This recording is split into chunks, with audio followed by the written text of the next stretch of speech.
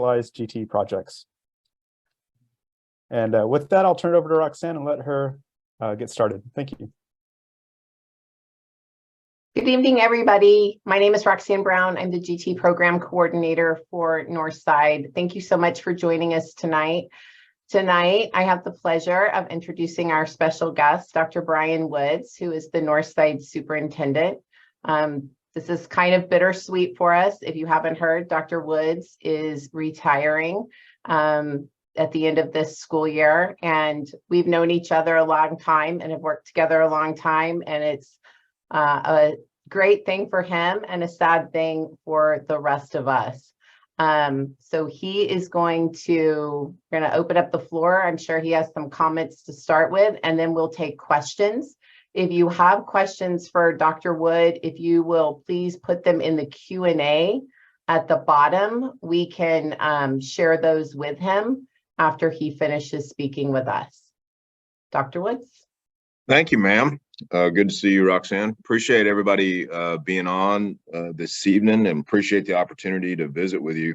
I'll apologize ahead of time. I've got a little cold, and so if I'm sucking on a cough drop or occasionally wipe my nose, my apologies ahead of time, but I don't want to speak and turn my screen off either. That seems rude. So let me make, as indicated, a few comments about some things that I think are relevant and may be of interest to you.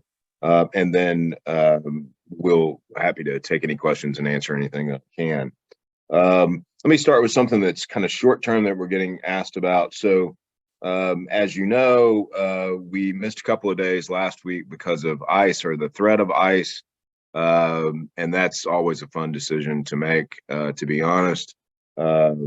Typically starts with staff driving around 3:30 in the morning, and we make a call by 5 o'clock.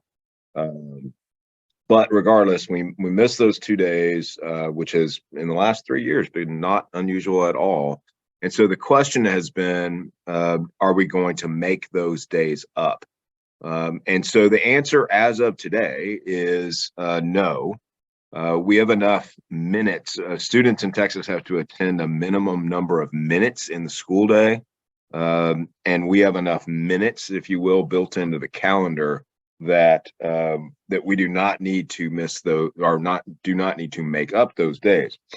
That said, if we were to miss additional days for some reason, then very likely we would be looking at the need to make those up. So in the short term for parents, what that means is that the holiday scheduled, the student holiday schedule for President's Day, which is February the 20th this year, will remain a student holiday unless something unusual happens and we miss more days between now and then. So wanted to start with that in case folks had that on their radar as a question.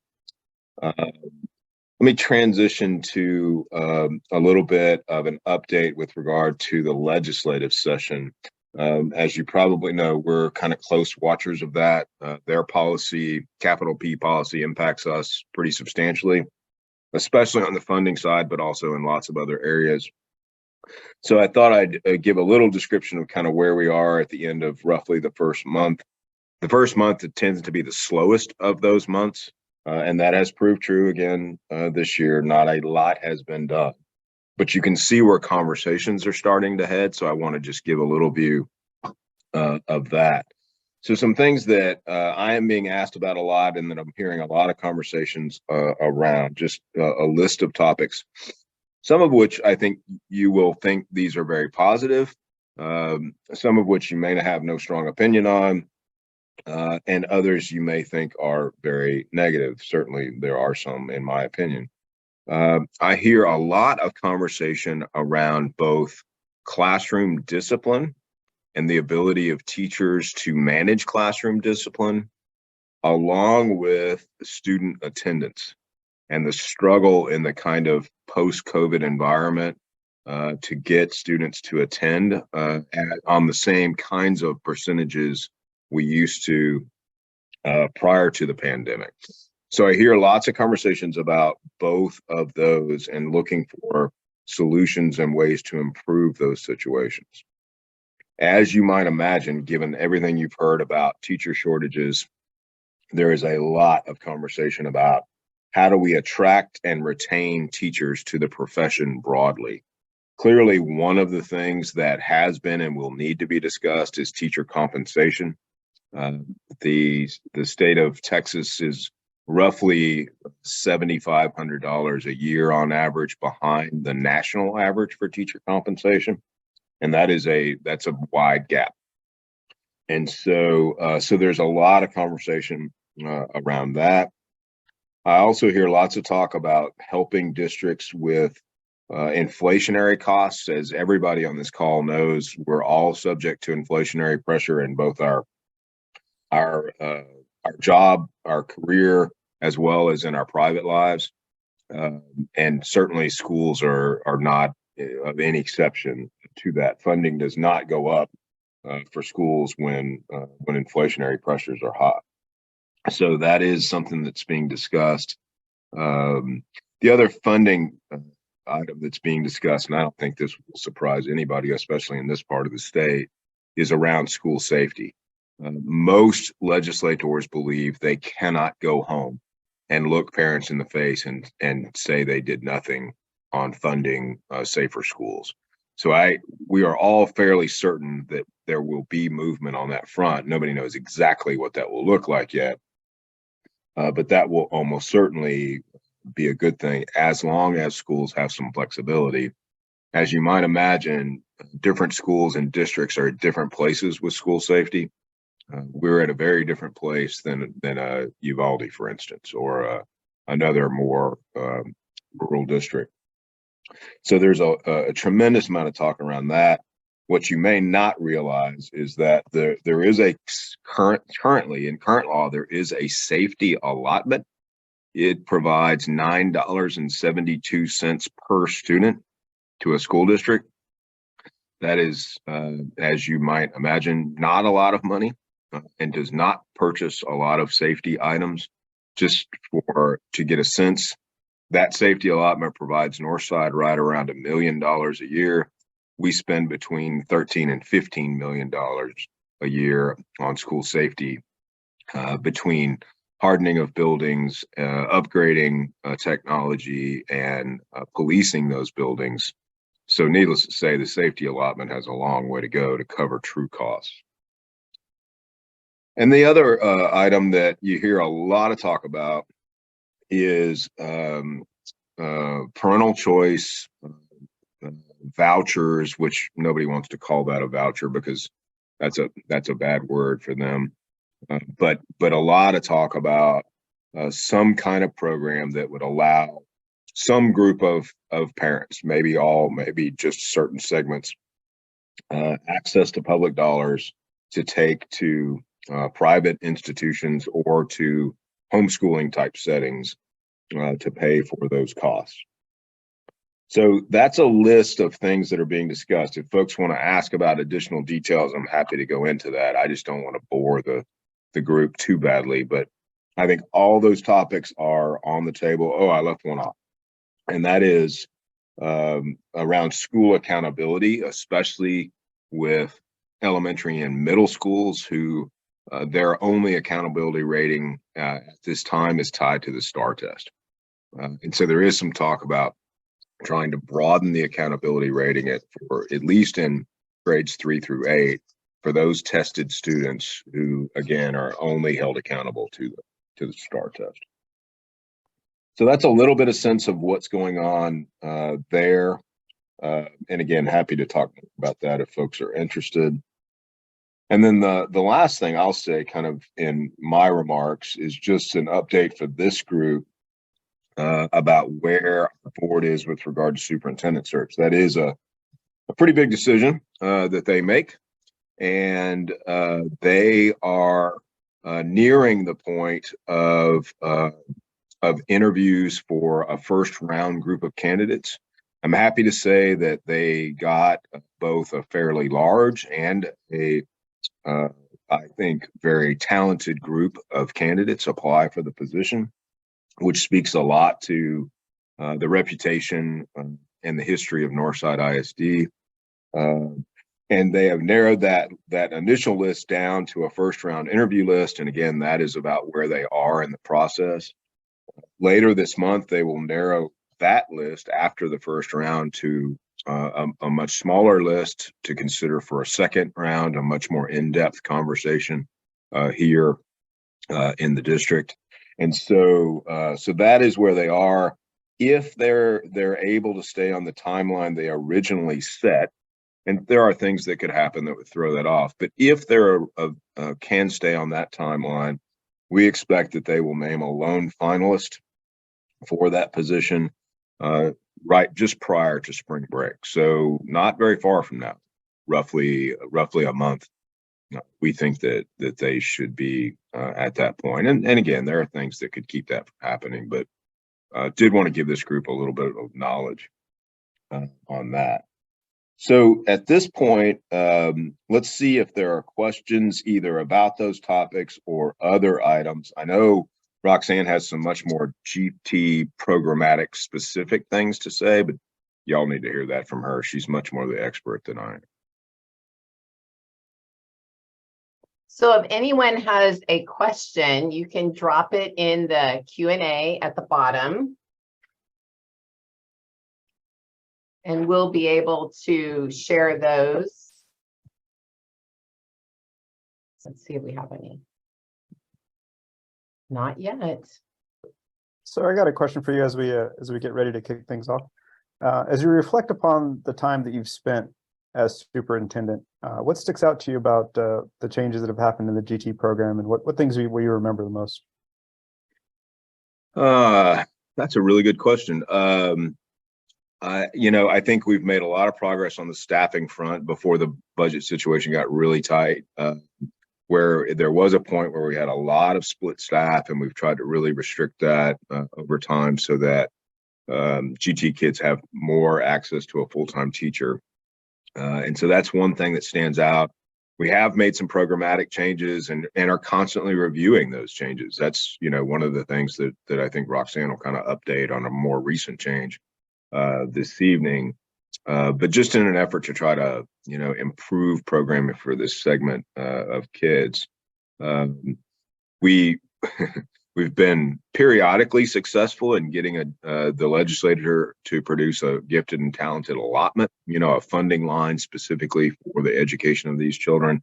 That has, I think, in the 11 years that I've been superintendent, we've had it once and lost it twice, something like that in that period of time.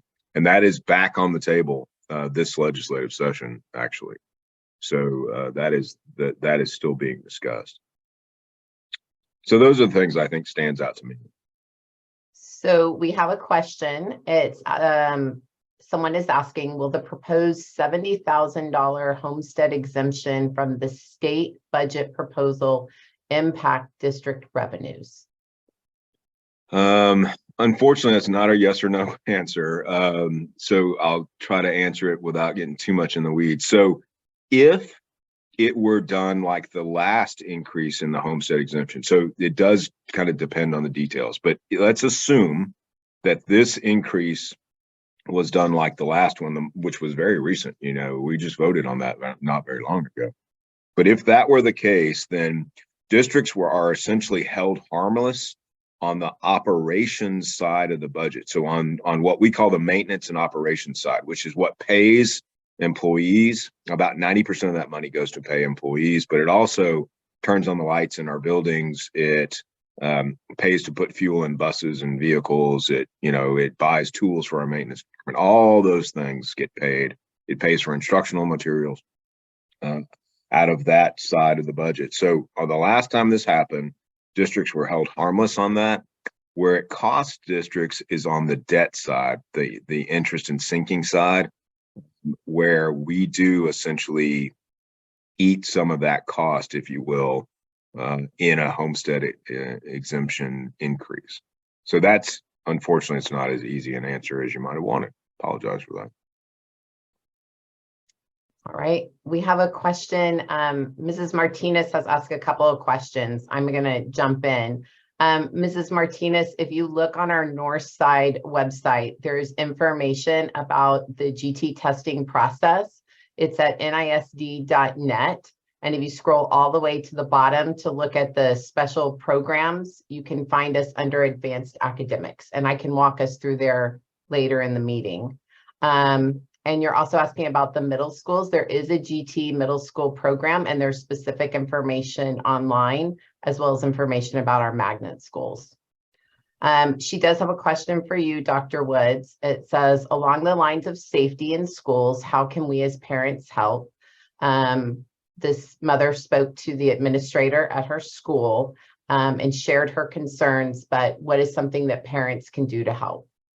A couple of things on that front, and I appreciate the question and the kind of the intent behind it. A couple of things. One is, to the degree that it's possible for parents to do this, to volunteer at the school in a watchdog capacity, in just a capacity that checks exterior doors, right, to make sure that they're pulled close and locked, right? Any kind of help like that from somebody who's willing to, kind of take on somewhat boring menial work is really helpful to the school, because it frees up all the rest of the staff that really ought to be working with kids and thinking about the issues that kids are having and how to improve them. It frees them up from having to do that exact same work. So that's one thought, is volunteer at the school, again, for parents who can manage that during the day.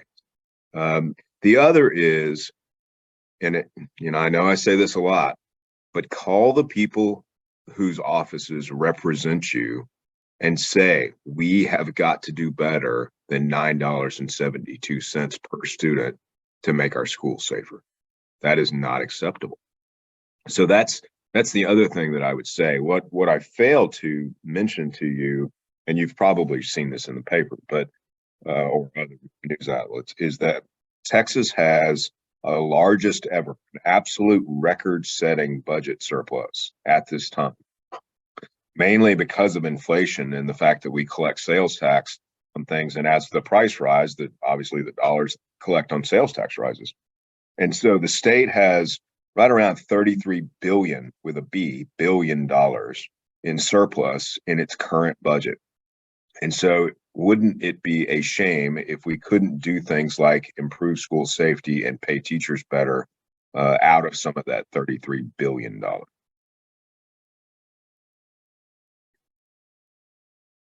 I agree. Call your legislatures. We have, let's see. We have someone asking, is the GT program here to stay going forward, or do we still have a risk of being cut back?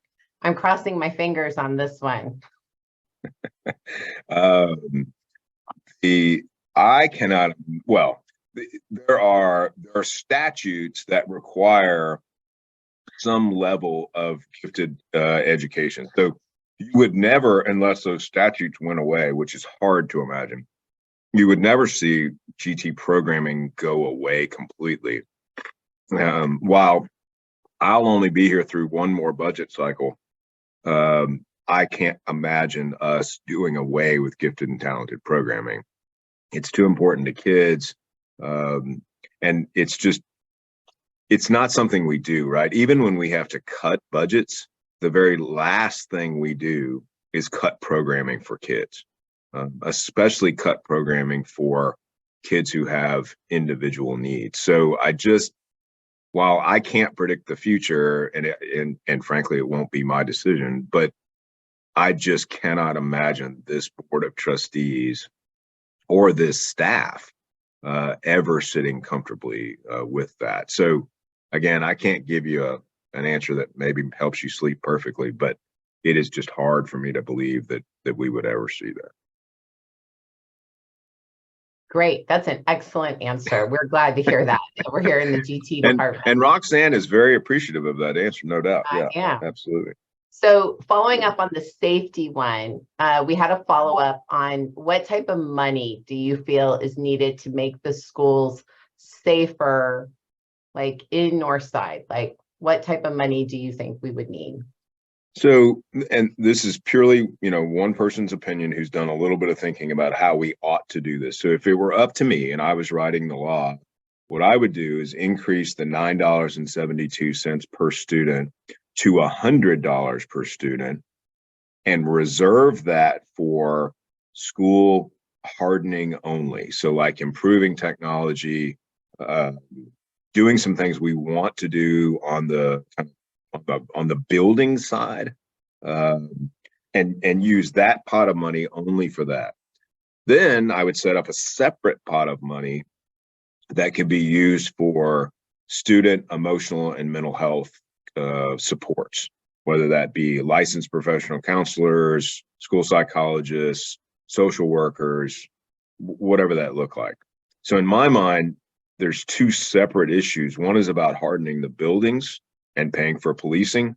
Another is about how do we take care of our kids from a young age before the problems that they have are really severe.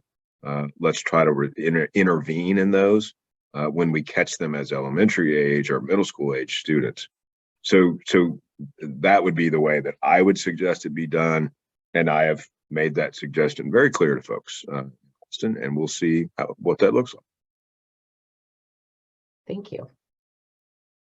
We have another one. This one says, at the end of the 23-24 school year, ESSER funds will end. Is the district planning on making current teacher positions that are funded by ESSER funds permanent? Yes and no. We have started a conversation about what have we put in place with ESSER that we absolutely feel like we cannot live without going forward. So we're trying to identify those, not so much the positions, but the programs, right? What are the things we think ought to continue no matter what? What I will say is all of that is going to be contingent on the budget situation. The current budget is not in a place to take on large chunks of what is currently federally funded and just absorb it into the local budget. That is just not our reality. And to be frank, it's not most districts' reality. And so only if the budget situation improved because of state intervention would we be able to take on large portions of that ESSER programming. But that hasn't prevented us from starting to identify those items. And folks are beginning to make their case about, why the thing that that's in their area of supervision ought to survive no matter what.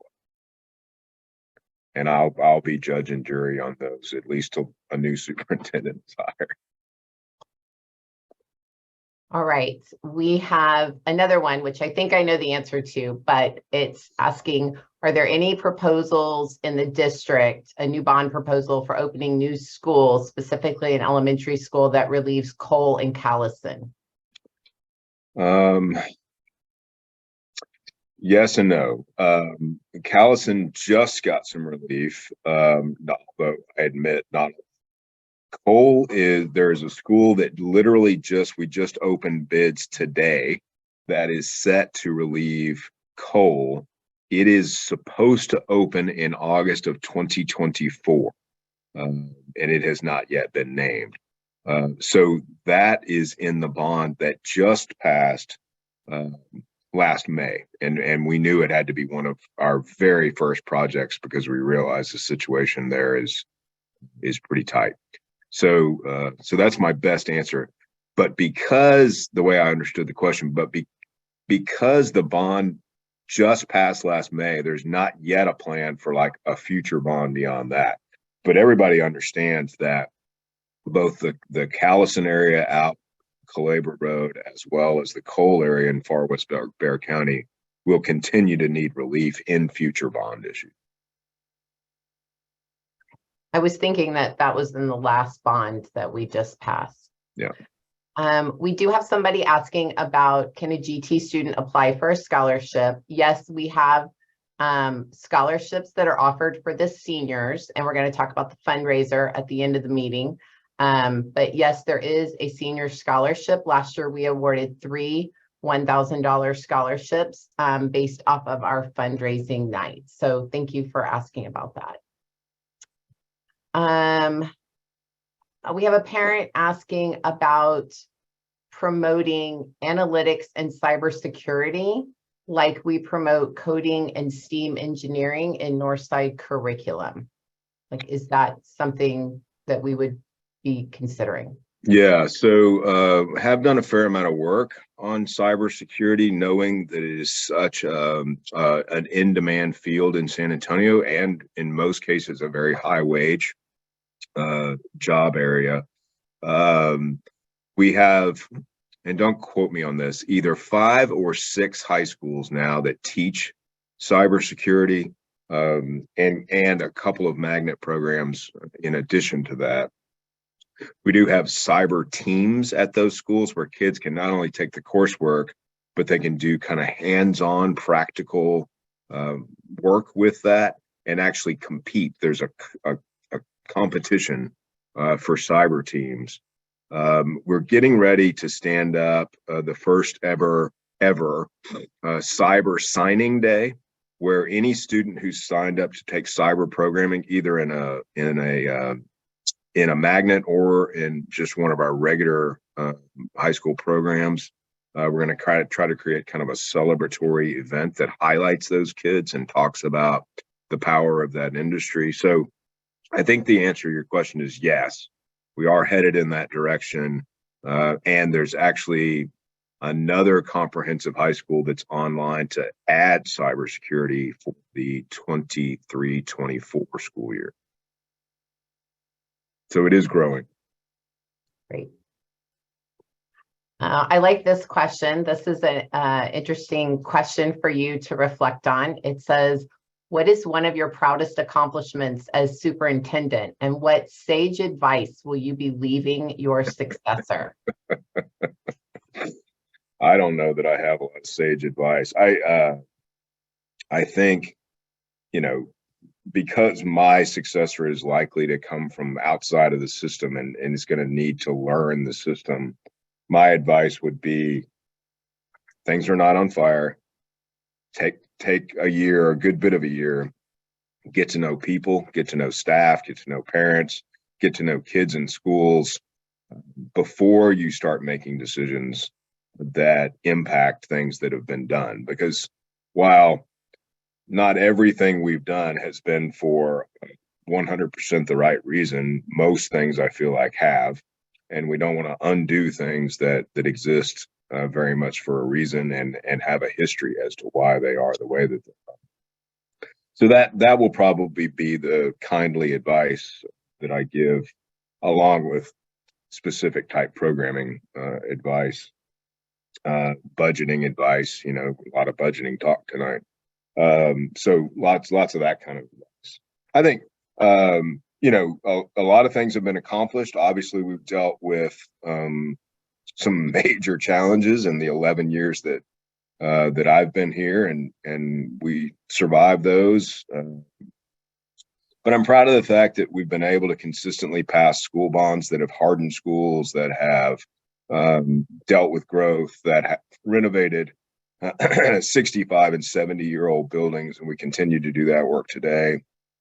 I'm proud of some of the programming items that we've done for young people, including STEM labs in elementary schools and so forth.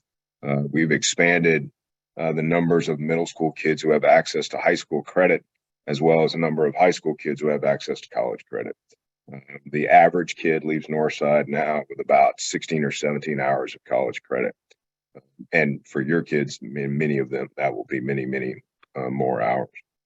So I think there's a lot of things that the team has accomplished over that period of time, but none of that can be done, with any one person. It's not any superintendent, no matter who gets hired. It's a team of staff and the board all working together with parents and with staff that really makes it go in Northside. And that will not change. That was true long before I got here, and it will be true long after. But everybody at central office will have their Kleenex ready when he gets ready to go. We do have a parent that has thanked you for attending tonight. We've had several that have said that. And this person has expressed they're sad you're not continuing, But like many parents, they want to make sure the leader of our schools engaged with their teachers, allowing teachers and not legislatures to make decisions critical to instruction. And this person has commented, they've been so impressed with your ability to do what's right for teachers and students, health and education, even when politics try to push against. And then they just ask if you have any comments on Northside continuing to protect teachers and educators moving forward. Yeah, that's another thing I don't see changing. I know that the board is very interested in hiring a person who has a background that looks like just like what that person described, of saying, look, we're going to do what's right for our teachers and our kids, and y'all can holler and jump up and down all you want, take us to court, whatever you need to do, but we're going to keep doing what we think is right. And so they will definitely look for a person who meets that profile. And I will, of course, encourage that behavior, because I think the point is well made. You know, during some of the hardest times related to the pandemic, I think we really stayed focused on our true north around kids and teachers, and both academic and physical wellness, and it served us well. All right. I think that Dr. Woods has given us his time tonight, and thank you so much for answering Roxanne, questions and spending time. I'm sorry, can I jump in just real quick? I don't have a Q&A since I'm a host, and I have one quick question for Dr. Woods. Sure, absolutely. Thanks. So Dr. Woods, Rebecca Hughes, the treasurer for GTEAC. So again, thank you for being here tonight. I do have one quick question for you, as I have a daily reminder with the construction / detour of this KIPP Academy that is going in a major intersection near my home. Is there plans? I know we had the Go Public marketing that was going on for a while. Are there plans that you're aware of that we are going to get out there and do a little bit more to push Go Public versus every single corner where there is these private schools that are popping up? Yeah, I mean, Go Public is alive and well, and I think that'll continue, Rebecca, to be pushed. That said, I think that charter expansion is, unless we see major policy change, a part of our lives. And I don't see that going away. Given the current political environment, you may have noticed the governor is going to be in town talking tomorrow with what they describe as educational leaders. Not a single independent school district leader has been invited, and the meeting is being held at a charter school in Northside. So that gives you a sense of kind of the political environment that we're dealing with. And so I'm not optimistic that those kinds of things are going to stop anytime soon.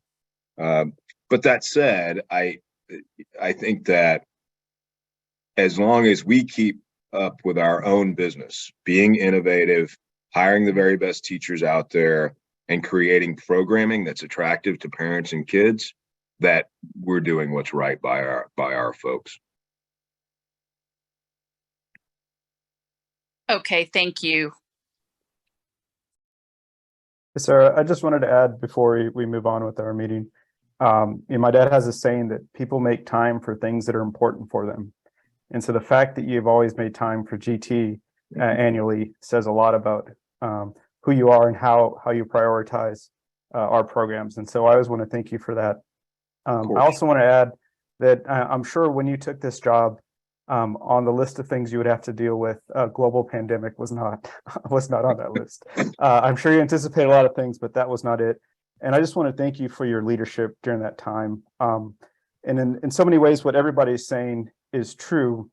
What I would emphasize is that I've mentioned a couple times in this forum that I have family that are educators out on the edge of Texas in Canutillo School District, which is right on the border of New Mexico and Mexico. And they out there know the name Dr. Brian Woods because of the work that you did during the pandemic. The effects that you had in that leadership extend beyond the borders of our school district and affect the entire state. And you have a lot to be proud there for the leadership that you gave to this team throughout the whole district. So I'd really want to show my appreciation and say thank you for all your work. Thank you, Danny. That's very kind of you. Well, folks, I really, as always, appreciate the time, and I suspect you will hear from the new superintendent at some point in the not too distant future. So, and given the earlier question, I will advise that this group be high on the list of folks to visit with. So, so thanks for your support of your kids and for the teachers of your support of GT kids and all of our kids in Northside. Appreciate everybody, and y'all have a really good evening, good rest of the week. Thank you, Thanks, Dr. sir. Woods. Y'all If take care. everybody, thank you. If you would like to stay on, I've got a couple of updates for parents that would like to stay. I just wanted you to know that if you have an elementary GT student, they should have been visited by middle school GT specialists to talk about our upcoming middle school program. If you have a middle school 8th grader, they should have been visited by our high school GT specialists so that they know what's coming and what their options are moving into high school. And I'm sorry, for elementary, it's your 5th graders. It's not all of them, just the 5th graders were visited. So we're trying to help bridge those transitions because, you know, that can be scary and challenging for kids as well as for parents. I remember the move from middle school to high school as well as from elementary to middle. That was a challenging time for us. We're continuing to work to update curriculum at all of our levels, and we have great teachers working to do that. So we're really proud of that. Let's see what else I have on here. I do want to say there are charters, and Dr. Woods mentioned this, there are charters that are continuing to open within the Northside boundaries. We have new ones that are coming in again this year. The one thing I encourage parents to do is to ask a lot of questions, because one thing I've learned, I've visited charters, I've sat in on their parent meetings, they promise the world, but the delivery is not always there. So if you or friends in your neighborhood are considering charters, please ask questions. And if you have questions about our program, we always encourage you to call and talk to us here at Central Office, as well as talk to your campus teachers about their programs. Most of the charters that we see do not have specific GT programming. They might tell you a version of what they have, but when you kind of dig down deep, it's not what we can offer. So I just wanted to say that. Next up, we have Rebecca Hughes, who spoke a few minutes ago. She's our treasurer, and she's going to give us a little information about the GT Walkathon. Last year, we didn't have the walkathon, but it is back and ready to go this year. So Rebecca, I'll turn it over to you. Thank you, Roxanne. Good evening, everyone, again.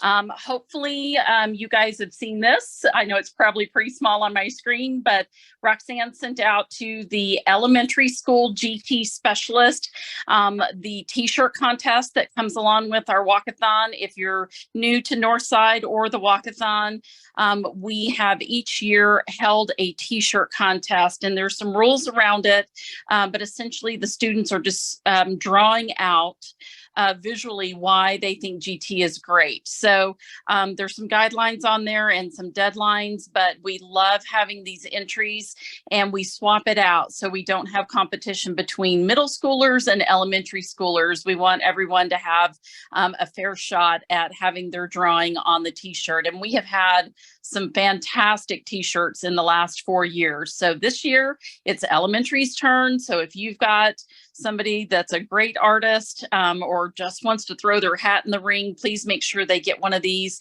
from their GT specialist and get their drawing in by the deadline. The other change that we've had this year is that our walkathon, not that we don't have the support of our great GT teachers, but traditionally they have helped us get our prizes together. And with everything going on post-COVID and just trying to get back to normal, we didn't want to have that burden on them. So we are asking for your help from all parents of GT students. So if you have a business, know a business, frequent a restaurant, a salon, whatever it is, and you can get them to donate a gift card or a monetary donation, whatever it is. There are also some other forms that your GT teacher should have. There's a formal letter that has my name on it and my information, so you can actually just forward them on to me and I can have the conversation. Or there's just a general donor form that will allow you to fill that out for them, and I can make arrangements to pick up whatever that is. So my number is all over that stuff everywhere, and I'm available by text message or phone call. So please feel free to ask questions. But we try and get at least 50 prizes that are valued at $50. So even if your gift card's only 20, we may combine it with some other gift cards and make that package worth $50. So please help us out, help us to keep the walkathon strong. We hope that next year we're looking at some additional possibilities.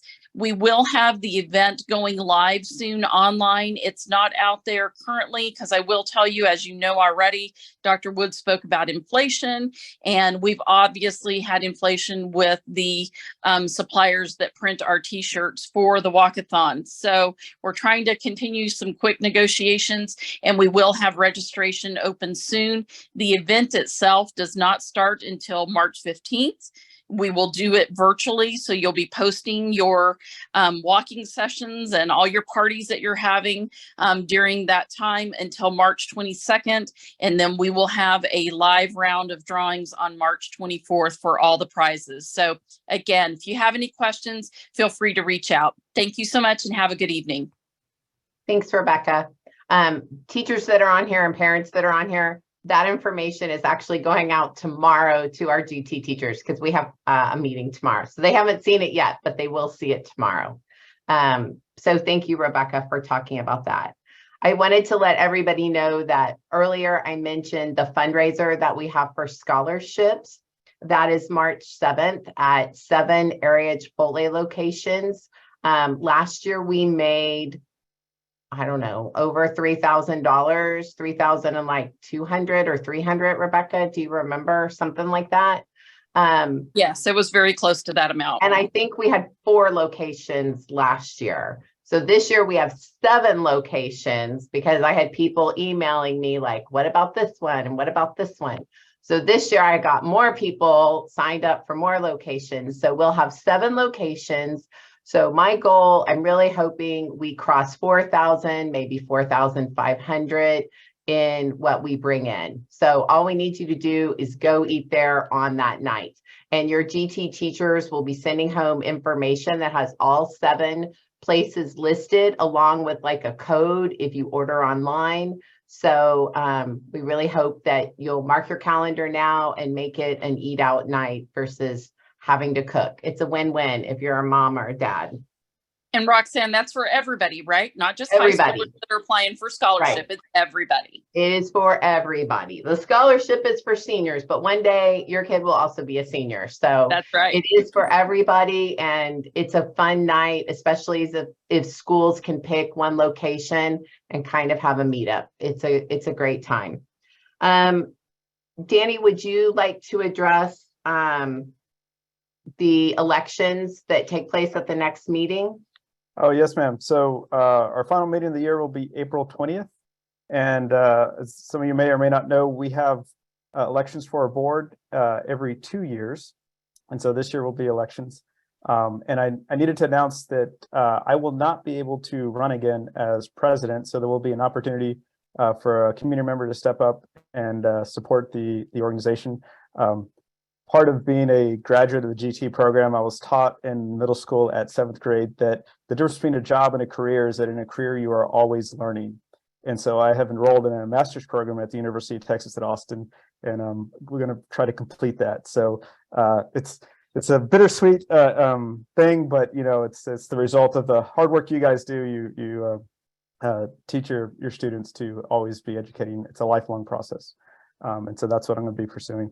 But as a result, it will create an opportunity for another community member to step up. And of course, still have children in the program, and I'll definitely be around to help and support any way I can. But yeah, so April 20th elections. Thanks.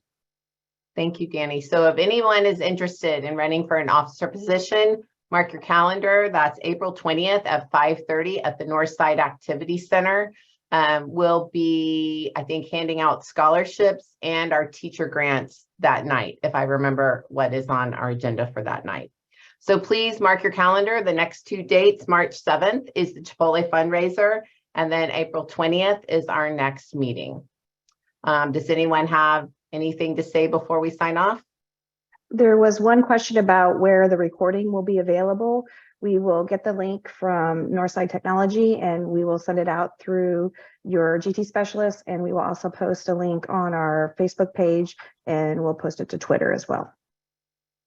And I was going to share, hold on, I'm opening my other screen so I can kind of see. For the people that were interested, we had some people asking about specifics about the program. If you go to NISD.net and you scroll all the way to the bottom of the page where it says district programs, it's right under calendar. So if you want to see the calendar for next year, you can also go look at that. Under district programs, click there. And you'll click on the very first box that says advanced academics, because that's what GT falls under. And if you scroll down, you can see all the things that fall under advanced academics, but you'll want the gifted and talented tab. And then scroll again, you can see there's a tab for elementary, for middle school, for high school, for testing, identification, resources, opportunities, our district plan, frequently asked questions, how to contact us. You'll also see our tweets that are constantly scrolling there, as well as we just added, we had some parents reach out and ask, how do they make a direct donation to our Ignite fund, which is the funds that the grants and scholarships come from.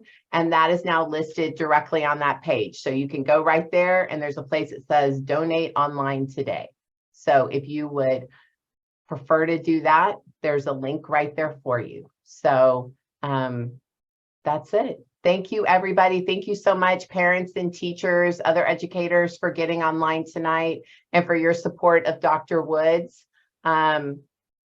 He's been a great superintendent. We're going to be sad for him to go, but I know we'll have somebody great to come in. So thank you so much for tonight and have a great evening.